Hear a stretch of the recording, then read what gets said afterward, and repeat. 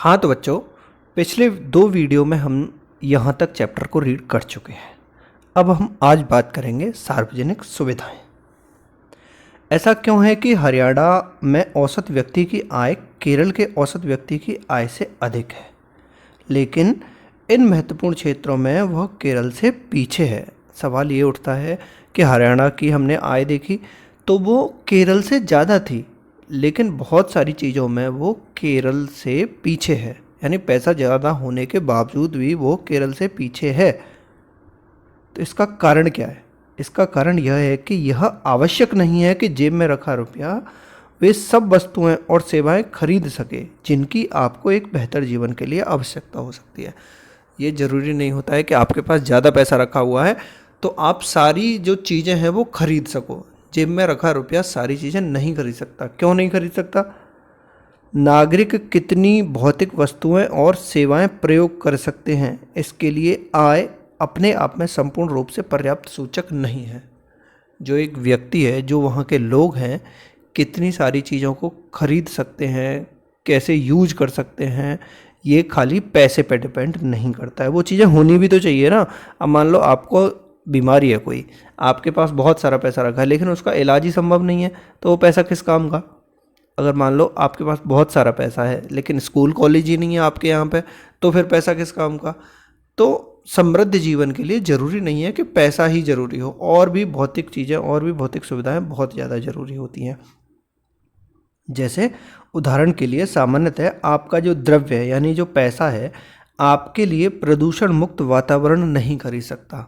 आप कितनी भी कोशिश कर लें, आप कितने भी पैसे वाले हों, आप चाहते हैं कि यहाँ पे प्रदूषण ना हो, प्रदूषण युक्त वातावरण में रहूँ मैं यहीं पे, तो नहीं खरीद सकते हो आप कहीं से भी।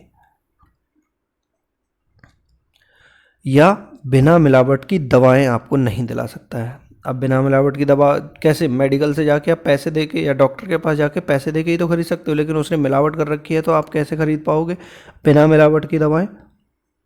जब तक आप ऐसे समुदाय में ही जाकर नहीं रहने लग जाते जहां ये सुविधाएं पहले से उपलब्ध हैं, जब तक आप ऐसी जगह पे जाके नहीं रहोगे जहां पे ये सुविधाएं पहले से ही उपलब्ध है, तब तक आप नहीं कुछ कर सकते हो, आपकी जेब में चाहे कितना भी पैसा रखा हुआ हो।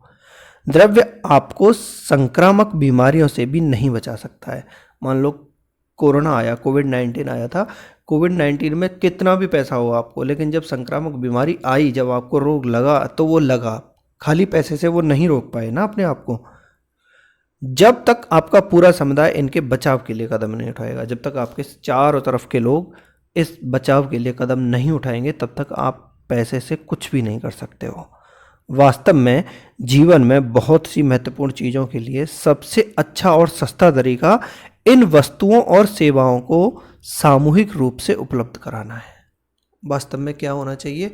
ये जो वस्तु हैं और जो सेवाएं हैं, जैसे हॉस्पिटल, कॉलेजेस, साफ वातावरण, प्रदूषण ना हो जहाँ पे, ये एक सामूहिक रूप से उपलब्ध कराई जाने वाली चीज़ें हैं। एक व्यक्ति विशेष नहीं कमा सकता है इनको। जब सब लोगों के लिए होती हैं तभी सबके लिए फ़ायदा करती हैं ये। जरा सोचिए, किसी स्थानीय इलाके के लिए सामूहिक सुरक्षा प्रदान करना अधिक सस्ता है अथवा हर घर के लिए अलग अलग सुरक्षा गार्ड रखना? मान लो कहीं पे बहुत ज़्यादा परेशानी है, चोरी होती है डेली एक गांव में, तो आप हर घर में गार्ड बिठाना चाहोगे या गांव के बाहर ही पुलिस चौकी या पुलिस लगाना चाहोगे? इन दोनों में से जो सस्ता पड़ेगा वो गांव के बाहर पुलिस लगाना। हर घर में आप गार्ड बैठाने से अच्छा और सस्ता रहेगा कि आप गांव के बाहर ही एक सिक्योरिटी लगा दें।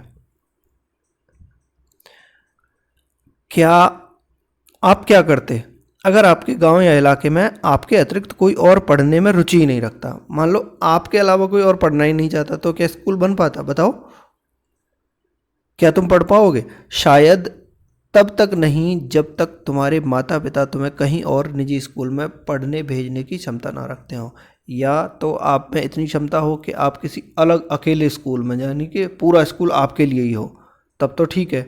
नहीं तो आपके आसपास के बच्चे नहीं पढ़ना चाहेंगे तो आप भी उस स्कूल में नहीं पढ़ सकते, क्योंकि स्कूल ही नहीं होगा।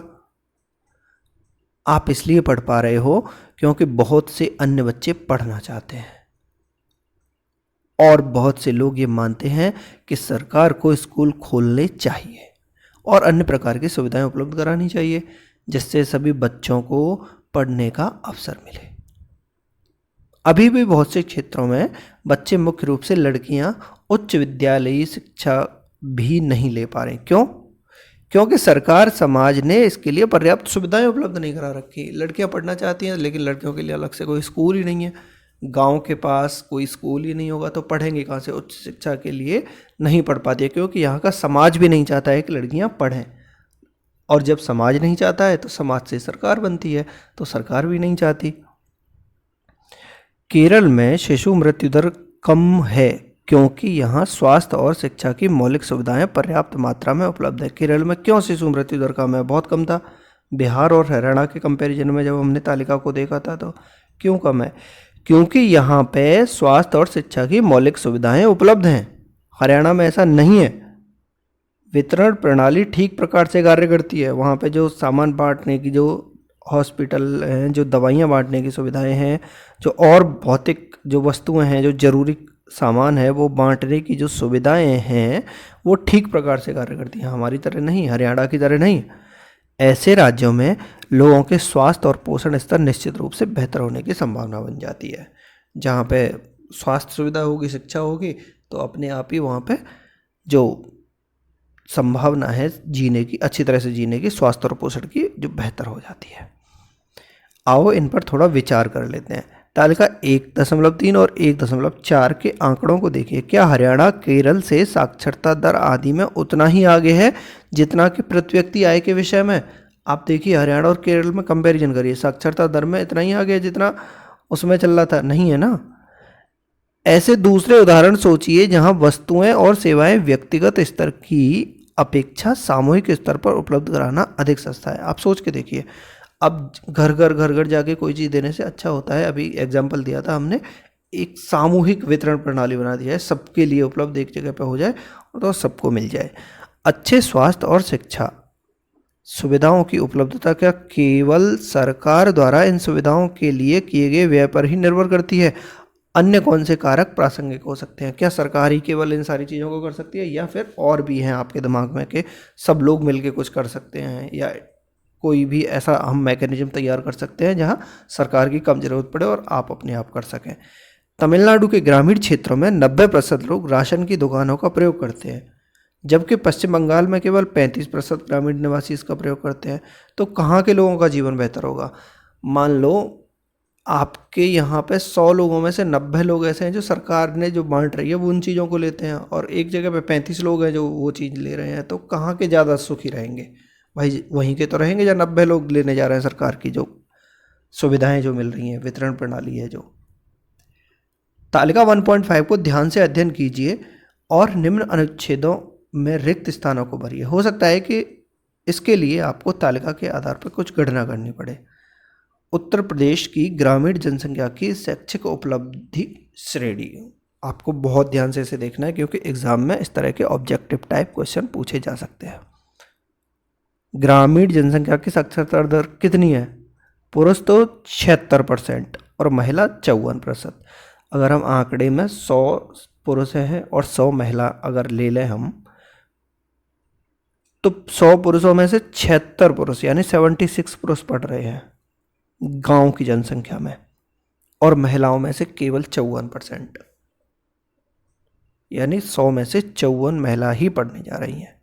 और 10 से 14 वर्ष के ग्रामीण बच्चों की साक्षरता ले लें, 10 से 14 वर्ष के, और 10 से 14 वर्ष के पुरुष और 10 से 14 वर्ष की महिला, तो 10 से 14 वर्ष के पुरुष 100 में से 90 लड़के पढ़ने जा रहे हैं, और लड़कियों में से 100 में से 87।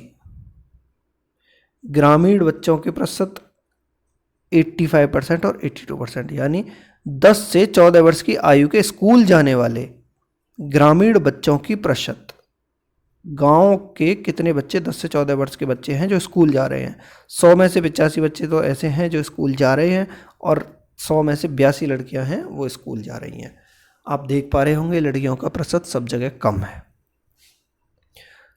तो इसी के आधार पर कुछ खाली जगह वाली क्वेश्चन दे रखे हैं, आप आराम से इनको पढ़ सकते हैं। पढ़ के सोच के अपने हिसाब से आप इसमें आंसर लिखिएगा। अब कार्यकलाप नंबर 3 देख लेते हैं। यह ज्ञात करने के लिए क्या हम उचित प्रकार से पोषित हैं। आपको ये देखना है क्या आपका पोषण सही है। तो इसके लिए क्या करना पड़ेगा, एक तरीका है जिसे वैज्ञानिक शरीर द्रव्यमान सूचकांक, जिसको हम बीएमआई बोलते हैं। क्या बोलते हैं, बीएमआई, बॉडी मास इंडेक्स इसे इंग्लिश में बोलते हैं, वैसे हिंदी में शरीर द्रव्यमान सूचकांक। इसकी गणना करना सरल है। कक्षा में प्रत्येक विद्यार्थी अपना भार और ऊंचाई ज्ञात करे। अगर आपको कोई बीएमआई निकालना अपनी बॉडी का, तो सबसे पहले आप अपना वजन कितना है और आपकी हाइट कितनी है। प्रत्येक बच्चे का भार किलोग्राम में लें, यानी हर बच्चे का भार जो है किलो में तोलना है आपको। फिर दीवार पर एक पैमाना बनाकर सिर को सीधा रख के ऊंचाई का सही माप कर लें। अब उसकी हाइट हमने पता कर ली, सेंटीमीटर में नापी गई ऊंचाई का सही माप करें, यानी हाइट को सेंटीमीटर में नाप लीजिए। किलोग्राम में व्यक्ति भार ऊंचाई के वर्ग से भाग दे दें, यानी आपका जो वजन है जितना भी था केजी में जो आया था उसको आपकी हाइट से भाग दे दीजिए। किलोग्राम में व्यक्त भार को ऊंचाई के वर्ग से भाग दे दें। आपको जो अंक प्राप्त होगा वही आपका बीएमआई कहलाता है। देखो सिंपल सा फॉर्मूला है, आप सबसे पहले अपना वजन नाप लीजिए, फिर उसके बाद अपनी हाइट और जो वेट है आपका किलो में जो नापा था आपने, और हाइट सेंटीमीटर में जो नापी थी, किलोग्राम को सेंटीमीटर की जो हाइट है उससे भाग देते हैं, तो वो जो आंसर आएगा वो आपकी बीएमआई होगी। ठीक है, अब मान लीजिए आगे ये बताया भी गया है, आयु अनुसार बीएमआई तालिका दे रखी है। विद्यार्थी का बीएमआई सामान्य, सामान्य से कम या सामान्य से अधिक हो सकता है, यानी कैसा भी हो सकता है विद्यार्थी का, सामान्य भी हो सकता है, सामान्य से कम भी हो सकता है, सामान्य से अधिक भी हो सकता है। भाई कैसा भी हो सकता है, किसी की में ज़्यादा वजन है, हाइट कम है, तो उसका सामान्य सी बात है कि कम होगा या ज़्यादा होगा, जैसा भी आप भाग दे के देखें। यदि एक विद्यार्थी की बीएमआई 2 एसडी से 2 एसडी के बीच में, यानी -2 एसडी से 2 एसडी के बीच में है, तो उसे सामान्य कहा जाएगा। अगर आपका आंसर 2 आ रहा है, सपोज -2 से 2 के बीच में आ रहा है, तो आप सामान्य है। यदि यह -2 एसडी से अधिक है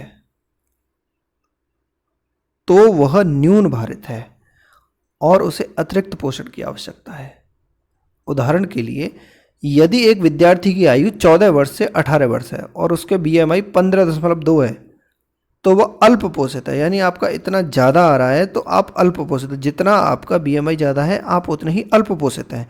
इसी भांति यदि एक विद्यार्थी जिसका बीएमआई 28 है और 15 वर्ष 6 माह का है, तो न्यून भारित है, वो एज के हिसाब से वो कम वजन है, उसका वेट कम है। अगर आपके जो आंसर है वो 28 आ रहा है, तो विद्यार्थी की जीवन परिस्थिति, भोजन एवं व्यायाम संबंधी आदतों को बिना किसी को लज्जित किए सामान्य रूप से चर्चा करें।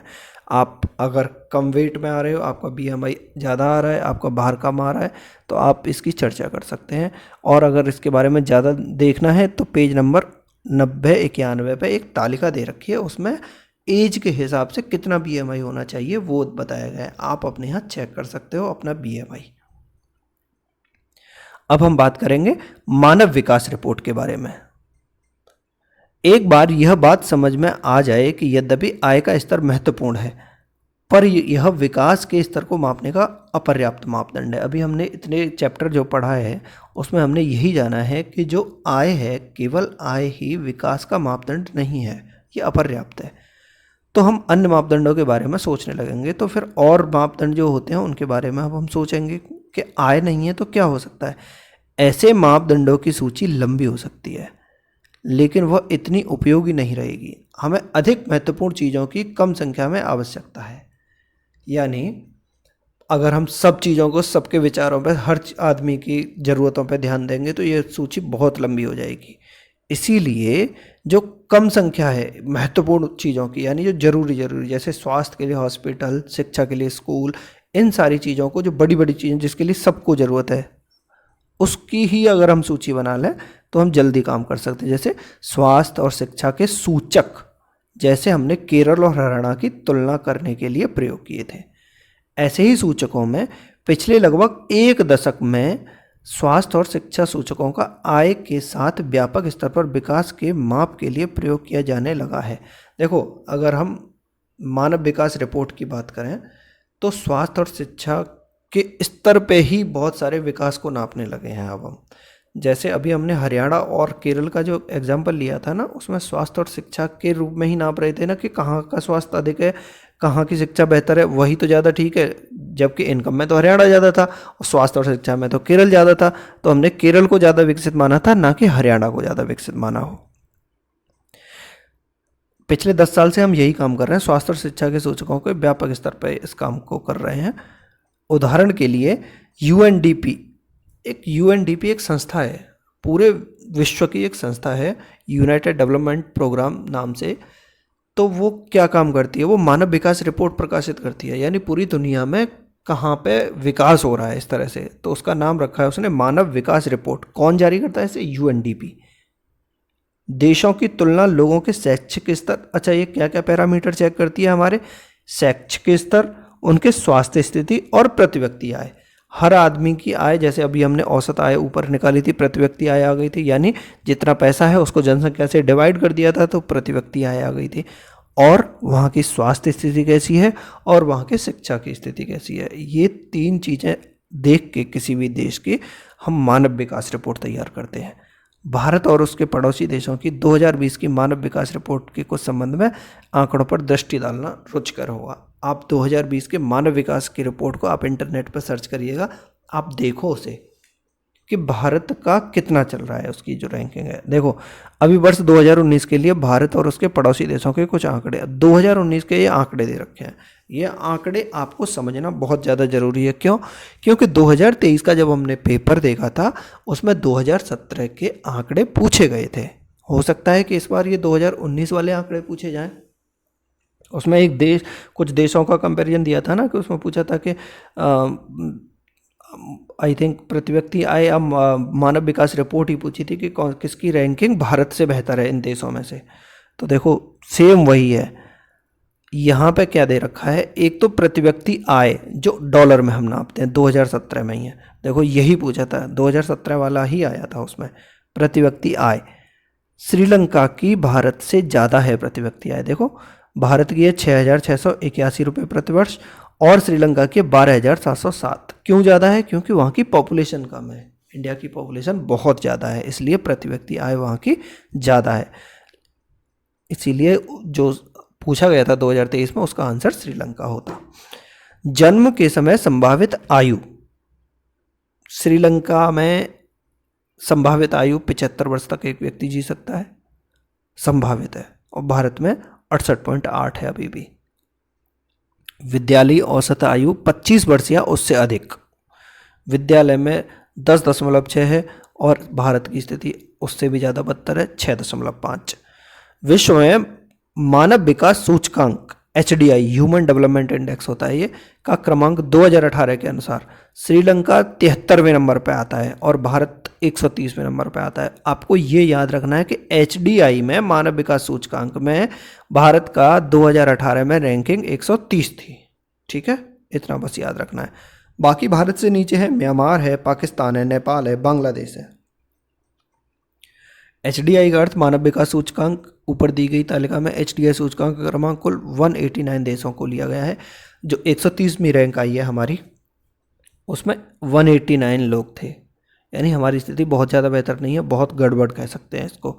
जन्म के समय संभावित आयु, जैसा कि नाम से स्पष्ट है, व्यक्ति की जन्म के समय औसत आयु की संभावना कितनी हो सकती है, यानी वो कितना आगे, कितने साल तक और जिंदा रह सकता है, जीवित रह सकता है। प्रति व्यक्ति आय की गणना सभी देशों के लिए डॉलर में की जाती है ताकि उसकी तुलना की जा सके। सभी देश प्रति व्यक्ति आय डॉलर में, क्योंकि पूरी दुनिया में अलग अलग करेंसी हैं, अलग अलग करेंसी हैं, तो फिर उनको एक यूनिक करेंसी जो सब मानते हों उसको, तो डॉलर इन्होंने मान रखा है।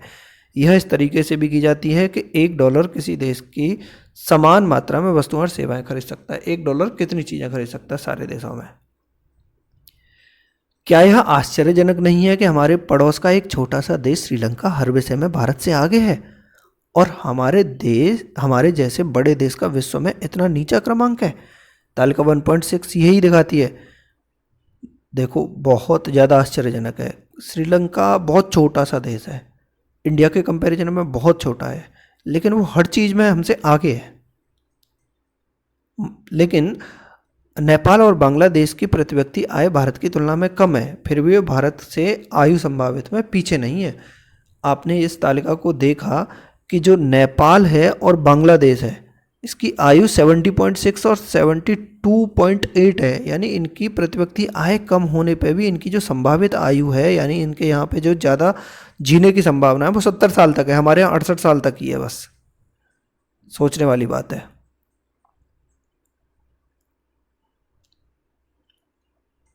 एचडीआई के परिकलन के लिए बहुत से सुधारों का सुझाव दिया गया है। मानव विकास रिपोर्ट में बहुत से नए घटक जोड़े गए हैं, लेकिन मानव के विकास से पहले यह बात स्पष्ट कर दी गई है कि विकास महत्वपूर्ण है। मानव के विकास से पहले ही हमें यह सोचना है कि विकास बहुत ज़्यादा जरूरी है। एक देश के नागरिकों के साथ क्या हो रहा है, लोगों का स्वास्थ्य कैसा है, उनका कल्याण सबसे अधिक जरूरी है, वहाँ की शिक्षा कैसी है, ये बहुत ज़्यादा जरूरी है। इसका मतलब है कि विकास बहुत ज़्यादा जरूरी है। क्या आप सोचते हैं कि मानव विकास को मापने के कुछ और पहलुओं पर विचार किया जाना चाहिए? आप अपना दिमाग भी लगा सकते हो कि मानव का विकास सोचने के लिए क्या बस ये 2-3 चीज़ों को ही नापा जाना चाहिए या फिर और भी चीज़ों को मापा जा सकता है? अब हम बात करेंगे विकास की धारणीयता की। हम विकास को जिस तरह भी परिभाषित करें, अभी के लिए मान लें कि एक विशेष देश काफ़ी विकसित है। मान लिया हमने एक देश जो है बहुत समृद्ध है, बहुत विकसित है, बहुत पैसा है, सब स्वास्थ्य शिक्षा सब बेहतर है। हम निश्चित रूप से यह चाहेंगे कि विकास का यह स्तर और ऊंचा हो, या कम से कम भावी पीढ़ी के लिए स्तर बना रहे। देखो, किसी भी आप अपने आप को ले लो, आप अपने घर में ले लो, आपके घर में सब चीज़ है, सब सारी सुविधाएं हैं, तो आप ये थोड़ी ना चाहोगे ये ख़त्म हो जाए। आप चाहोगे कि ये और बढ़े आगे के लिए, या जैसी हैं ऐसी बनी रहें। यह स्पष्ट रूप से वांछनीय है, लेकिन 20वीं सदी के उत्तरार्ध में, यानी जो 20th सेंचुरी यानी 1900 से 2000 के जो बीच में जो आ रहा था, 1990, 91, 92, 93, इसके बारे में क्या हो रहा था, यह चेतावनी देते आ रहे हैं कि विकास का वर्तमान प्रकार और स्तर धारणीय नहीं है। यानी कि जो सुख सुविधाओं की जो चीज़ें, जो विकास की जो धारणीय चीज़ थी, जो चीज़ें थी, वो धारणीय नहीं है, यानी कि वो स्थिर नहीं हो पा रही हैं, वो नीचे हो पा रही हैं। यानी आने वाले टाइम में ये जो स्वास्थ्य की सुविधाएं हैं, सही वातावरण, अच्छा वातावरण कहीं रही, ये सुविधाएं खराब होती जा रही हैं। पानी का स्तर कितना कम होता जा रहा है, जल स्तर है जो हमने विश्व को अपने पूर्वजों से उत्तराधिकार में प्राप्त नहीं किया है। आप ये मत जानिए कि ये जो हमें भोग के लिए धरती मिली है, पानी मिला है, हवा मिली है, ये हमें पूर्वजों से उत्तराधिकार में नहीं मिली है। जैसे पिताजी अपने बेटे को दे जाते हैं, दादाजी अपने बेटे को दे गए, इस तरह से नहीं मिली है। ये ऐसे सोचना पड़ेगा हमें कि हमने इसे अपने बच्चों से उधार ले रखा है, हमें इसलिए संभाल के रखनी है कि जो आने वाले बच्चे हैं उनसे हमने उधार ली है ये, ना कि अपने पिताजी से हमने ये उत्तराधिकार में ली हो। ऐसे सोचना पड़ेगा। जैसे उदाहरण के तौर पे हम देख लेते हैं भारत में भूमिगत जल की स्थिति। हाल के प्रमाणों से पता चलता है कि देश के कई भागों में भूमिगत जल के अति उपयोग होने की गंभीर संकट हो गया। हम पानी ज़्यादा वेस्टेज करते हैं। आपने गाँव में देखा होगा, सबमर्सिबल चल रही है तो चल रही है, पानी चल रहा है तो बह रहा है तो बह ही रहा है, कोई भी रोक टोक नहीं। शहर में देखा है पानी बह रहा है तो बह ही रहा है, यानी जल स्तर खत्म होता जा रहा है, बहुत कम होता जा रहा है। अभी भारत की रिपोर्ट है ये, 300 जिलों से सूचना मिली है कि वहाँ पिछले 20 सालों में पानी का स्तर 4 मीटर से अधिक गिरावट हो गई। आप नाप के देखना मीटर कितना होता है, 4 मीटर से भी ज़्यादा नीचे गिर चुका है पानी। देश का लगभग 1/3 भाग भूमिगत जल भंडारों का अति उपयोग कर रहा है। देश में से 1/3 भाग ऐसा है जो बहुत ज़्यादा उपयोग कर रहा है पानी का। यदि इस साधन के प्रयोग करने का वर्तमान तरीका जारी रहा तो अगले 25 वर्षों में देश का 60% भाग इस साधन का अति उपयोग कर रहा होगा। अगर ऐसे ही जारी रहा तो 60% लोग ऐसे हो जाएंगे जो बहुत ज़्यादा वेस्टेज कर रहे होंगे पानी का। भूमिगत जल का अति उपयोग विशेष रूप से पंजाब और पश्चिमी उत्तर प्रदेश में होता है। पंजाब में और वेस्टर्न यूपी में, उत्तर प्रदेश के पश्चिमी भाग में बहुत ज़्यादा पानी का वेस्टेज होता है, बहुत ज़्यादा अति उपयोग होता है, क्योंकि यहाँ पे खेती भी इसी तरह की होती है। कृषि की दृष्टि से समृद्ध क्षेत्रों, मध्य और दक्षिण भारत के चट्टानी पठारी क्षेत्रों, कुछ तटवर्ती क्षेत्रों और तेजी से विकसित होती शहरी बस्तियों में पाया जाता है। यानी जहाँ पे कृषि ज़्यादा होती है तो वहाँ पे पानी का वेस्टेज भी ज़्यादा ही हो रहा होता है। आपने देखा होगा, आप धान की खेती में देखते होंगे कि पानी कितना वेस्ट होता है, पानी भरा रहता है, तो हमारा जल स्तर जो है नीचा होता जा रहा है। आप ऐसा क्यों सोचते हैं कि भूमिगत जल का अति उपयोग हो रहा है? आप भी सोच के देखिए कि क्या क्या ऐसा हो रहा है कि पानी का वेस्टेज हो रहा है और जो भूमिगत जल है उसका अति उपयोग हो रहा है। क्या बिना अति उपयोग के भी विकास हो सकता है? आप ये भी सोचना है कि ये जो कृषि हो रही है या कुछ है, इसका अति उपयोग ना करें, बहुत ज़्यादा वेस्टेज ना करें, तो भी विकास हो सकता है क्या? आप ऐसी समझ रख सकते हैं। भूमिगत जल नवीकरणीय साधन का उदाहरण है। फसल और पौधों की तरह इन साधनों की पुनः पूर्ति प्रकृति करती है। यानी जैसे फसल और पौधे होते हैं उन्हीं की तरह ये जो पानी है इसकी प्रकृति करती है। लेकिन यहाँ क्या हो रहा है? लेकिन यहाँ भी हम इन साधनों का अति उपयोग कर सकते हैं। उदाहरण के लिए भूमिगत जल का यदि बरसात द्वारा हो रही पुनः पूर्ति से अधिक प्रयोग करते तो हम इस साधन का अति उपयोग कर रहे होंगे। यानी वर्षा हो रही है तो वर्षा का पानी रोक के तब हम उसका उपयोग कर लेना। गैर नवीकरणीय साधन वो होते हैं जो कुछ ही वर्षों में प्रयोग के पश्चात समाप्त हो जाते हैं। ये तो नवीकरणीय हो गया, जो प्रकृति पूरी करती है उसको तो नवीकरणीय संसाधन बोलते हैं। और गैर नवीकरणीय क्या होते हैं? जो कुछ ही वर्षों के प्रयोग के बाद समाप्त हो जाते हैं, उनको प्रकृति नहीं दोबारा ला पा रही है, वो समाप्त हो जाते हैं। इन संसाधनों का धरती पर एक निश्चित भंडार है, यानी फिक्स हैं, वो इतने ही हैं, उनको बोलते हैं गैर नवीकरणीय साधन। इनकी पुनः पूर्ति नहीं हो सकती। कभी कभी हमें ऐसे नए साधन मिल जाते हैं जिनके बारे में हमें पहले कोई जानकारी नहीं थी। नए स्रोत भंडार में वृद्धि हो जाती है, लेकिन समय के साथ यह भी समाप्त हो जाएंगे। हमें कभी कभी क्या होता है कि कोई भंडार मिल गया, मान लो गोल्ड मिल गया, पेट्रोल मिल गया, लेकिन ये समय के साथ सब खत्म हो जाते हैं क्योंकि ये निश्चित रूप में ही है। इनको बोलेंगे क्या? गैर नवीकरणीय साधन। उदाहरण के लिए हम जमीन से जो कच्चा तेल निकालते हैं वो गैर नवीकरणीय संसाधन है, लेकिन हमें तेल का ऐसा स्रोत मिल सकता है जिसके बारे में हमें पहले जानकारी ना हो। इसके लिए हम समय से खोज चलती रहती है। और आगे इसमें देखो पेट्रोल का आंकड़ा भी दिखाया गया है। तो अभी हमने देखा कि नवीकरणीय साधन कौन से होते हैं और गैर नवीकरणीय कौन से होते हैं। नवीकरणीय साधन वो होते हैं जिनको प्रकृति दोबारा बना सकती है, और गैर नवीकरणीय कौन से होते हैं? जो एक सीमित अवस्था में होते हैं और कुछ समय के बाद वो नष्ट हो जाएंगे, ख़त्म हो जाएंगे। धीरे धीरे हम उनका उपयोग करते रहेंगे तो वो ख़त्म हो जाएंगे। लेकिन वो गैर नवीकरणीय जगह जगह पे कहीं कहीं मिलते रहते हैं, लेकिन सीमित हैं, वो ख़त्म तो होने ही होने हैं। जैसे प्राकृतिक साधनों का दोहन अभी हमें दिखाया है। जो तेल होता है, कच्चा तेल होता है, मध्य पूर्व, जो पूरे वर्ल्ड का अगर मैप देखोगे तो आप उसके मिडिल ईस्ट में, मध्य पूर्व में जो भंडार था 2017 में 807.7 हजार मिलियन बैटल था। एक नापने का एक पैरामीटर होता है बैटल। भंडारों के चलने की अवधि यानी वो 70 वर्ष तक चल सकता है। और यूएसए में 50 था, लेकिन वो 10.5 वर्षों तक चलेगा। और पूरे विश्व की अगर बात करें, पूरे विश्व में जो भंडार है 1996.6 है, जो कि बस 50.2 वर्ष तक ही चल सकता है। यानी हमको कोई नया भंडार नहीं मिलता और इसी तरह से हम यूज़ करते रहते हैं और यूज़ तो बढ़ता ही जा रहा है। तो जो तेल का भंडार है वो 50 वर्ष तक ही चल पाएगा। 50 वर्ष के बाद सारा तेल खत्म हो जाएगा, ऐसी रिपोर्ट कह रही है। यह तालिका कच्चे तेल के भंडारों के अनुमान को दर्शाती है। अधिक महत्वपूर्ण यह है कि यह बताती है कि यदि कच्चे तेल का प्रयोग वर्तमान दर पर चालू रहे तो ये भंडार कितने वर्ष चलेंगे? बहुत कम, यानी 50 साल ही चलने वाला है जो तेल वेल चल रहा है सब। यह संपूर्ण विश्व के लिए है, किंतु अलग अलग देशों की अलग अलग स्थितियां हैं। यह भंडार केवल 50 वर्षों में समाप्त हो जाएंगे। भारत जैसे देश इसका आयात पर निर्भर है। हमारा क्या है, हमारे यहाँ तेल वेल मिलता तो है नहीं ज़मीन में, तो हम बाहर से मंगाते हैं। सारा तेल जो होता है हम बाहर से आयात करते हैं। जिसके पास तेल के पर्याप्त भंडार नहीं है, तेल की कीमतें बढ़ती हैं तो प्रत्येक पर भार पड़ता है। अगर तेल की जो कीमत बढ़ेगी ना तो हर व्यक्ति पर भार पड़ता है, क्योंकि हम बाहर से मंगाते हैं तेल को पूरा। लेकिन वे इसे संयुक्त राज्य अमेरिका जैसे कुछ देश हैं, जैसे यूएस है, जिसके पास भंडार तो कम है। यूएसए के पास भंडार तो कम है, अभी देखा था हमने, उसके पास 50 है, जबकि मिडिल ईस्ट के पास 807 है। 50,000 मिलियन बैटल है। लेकिन वो करते क्या हैं?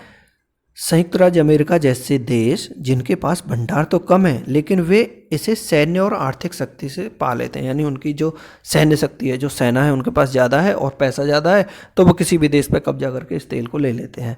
विकास की धारणीयता का प्रश्न इसकी प्रकृति और प्रक्रिया के बारे में हमें अन्य मूल नए विषय खड़े कर देता है।